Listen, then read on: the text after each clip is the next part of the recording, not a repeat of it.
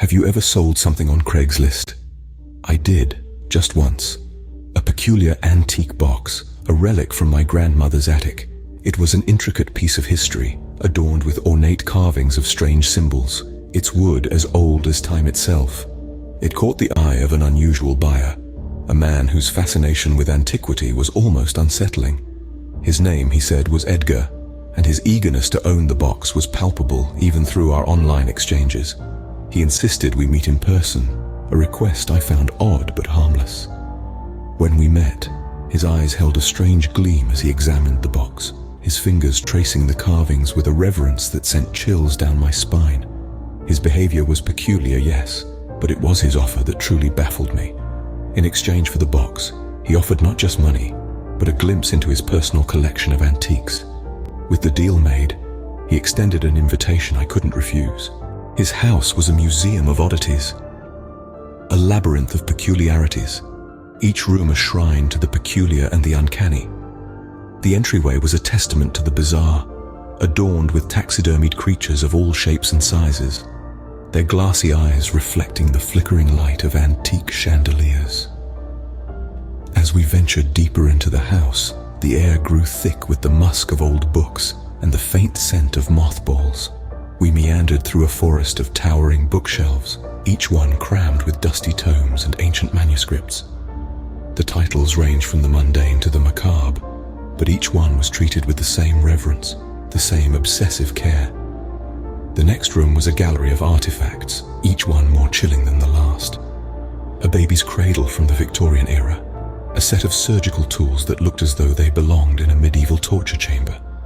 A collection of porcelain dolls that stared blankly from their glass cabinet, their painted smiles belying the terror etched into their features.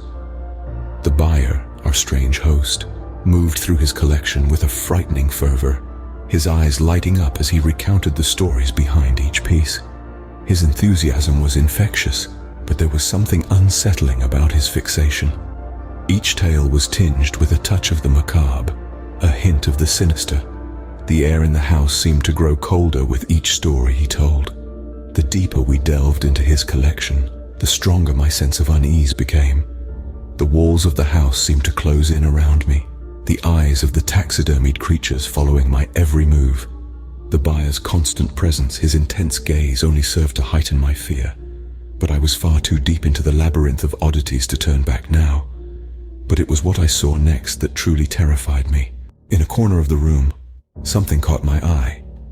It was a dimly lit space, filled with antique boxes identical to the one I'd just sold. But there was something else, something that made my heart skip a beat. Upon closer inspection, I saw them. Photographs, hundreds of them scattered and pinned haphazardly all around. They were women, all of them, just like me, holding the same antique box.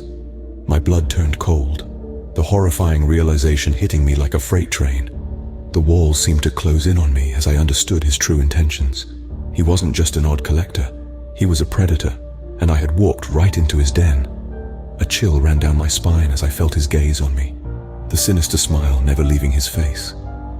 Panic set in, a primal fear that I had never experienced before. I had to escape, to get out of this house of horrors. I had to survive. With adrenaline pumping through my veins, I made a desperate attempt to escape. I pushed past him, bolting towards the door. My heart pounded in my chest as I threw it open, the cool night air hitting my face. I ran out of there, never looking back. That night, I learned two things. The world is riddled with unseen, unsettling corners, and the veil of the internet can veil such darkness. The encounter etched an indelible lesson in my mind. Caution and vigilance are imperative when dealing with strangers online. It was a harsh reminder of the importance of personal safety, a lesson I hope none of you ever have to learn the way I did. And from that day on, I never sold anything on Craigslist again.